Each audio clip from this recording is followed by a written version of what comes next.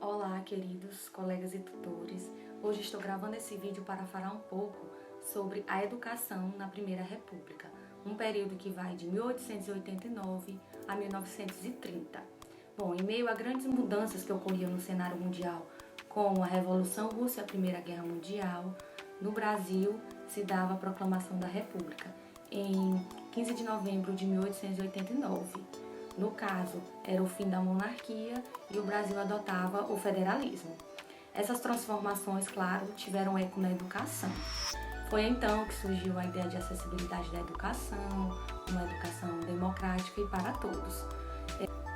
Saviani aponta principalmente a abolição da escravatura no Brasil, essa transição do Império para a República, ao ideal do Estado laico, aos grandes avanços científicos, a partir da influência positivista, ao fortalecimento do setor industrial, além da ampliação e urbanização dos centros urbanos, que foi então que favoreceu a formação dessas novas classes sociais. Nesse momento surgiu a primeira Constituição, em 1891, que determinava, dentre outras coisas, que cada estado ficasse responsável pela educação do seu próprio lugar. Então, já que cada estado detinha um poder, essa falta de organização ela trouxe à tona algumas reformas, cada uma com seu ideal. Os principais ideais eram o positivismo e o anarquismo. O positivismo pregava que a razão e o conhecimento científico eram o centro. Defende uma educação como instrumento fundamental para o desenvolvimento, progresso e a modernidade da nação. Já os anarquistas são aqueles que defendem a criação de uma educação para a classe operária, para a libertação cultural, intelectual e ideológica da mesma. Então, vamos falar um pouco sobre algumas dessas reformas educacionais.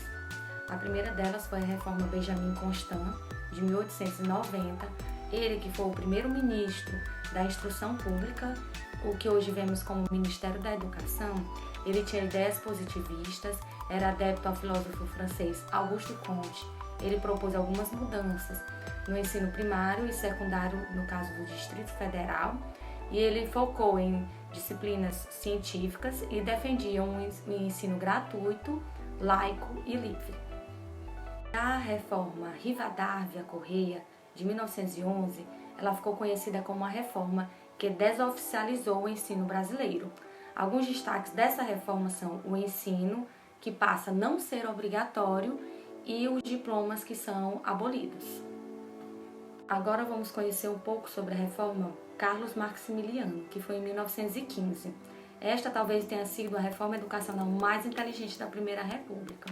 Silva afirma que foi uma reforma inteligente pelo fato de que procurou manter das reformas anteriores o que nelas houvesse de melhor. E ela também foi responsável pela criação da primeira universidade brasileira. E tivemos também a Reforma Paulista, que ela tinha como base a criação dos grupos escolares, conhecidos hoje como salas, em que os alunos eram divididos por séries e faixas etárias. Esse modelo foi utilizado por vários outros estados. Daí então surgiram o cargo de diretor para os homens e de professores de séries iniciais, mais comumente preenchido pelas mulheres. Somente em 1920, com a Escola Nova, a ideia de uma educação para todos realmente ganha força. Os seus pioneiros no escalonavismo eram Anísio Teixeira, Fernando Azevedo, Lourenço Filho. Eles defendiam uma escola laica, igualitária e sem privilégios. Era um movimento de vanguarda, inspirada em princípios bastante diferentes da escola tradicional, principalmente pelo aporte trazido pela psicologia e pela sociologia. Seu maior objetivo era vitalizar a educação. É importante frisar, pessoal, que essas reformas educacionais elas tiveram relações com três correntes pedagógicas da época. A pedagogia tradicional, em que suas raízes eram na educação jesuítica. A característica fundamental dessa corrente era a preparação intelectual e moral dos alunos. Ela era focada na transmissão de conhecimento. O professor era o detentor do conhecimento e o aluno apenas absorvia esse mesmo conhecimento. Já na pedagogia nova, ela assimilou experiências dos Estados Unidos e da Europa, que dá ênfase nos métodos de ensino e aprendizagem e coloca o aluno como centro. Já a pedagogia libertária, ela tinha como seus defensores aqueles que viam a educação como meio de transformar as relações sociais e econômicas rumo a uma sociedade igualitária. O foco deste era refletir sobre os problemas sociais, construir o conhecimento a partir desses problemas e buscar a solução.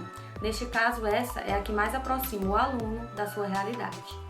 O legado educacional do século XX no Brasil é uma importante contribuição desses pesquisadores à historiografia educacional brasileira.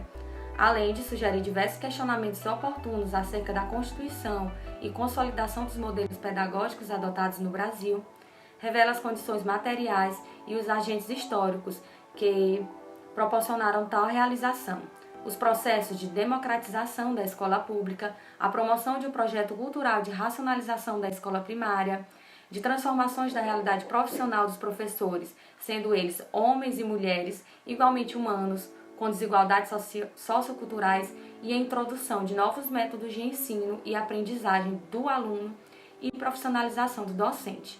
Contribui, então, para uma melhor compreensão dos temas educacionais atuais, incoerências e avanços praticados no sistema de ensino da sociedade brasileira. Então é isso, pessoal. Espero que vocês tenham gostado e que eu possa ter contribuído para a ampliação do nosso conhecimento. Beijo e até a próxima!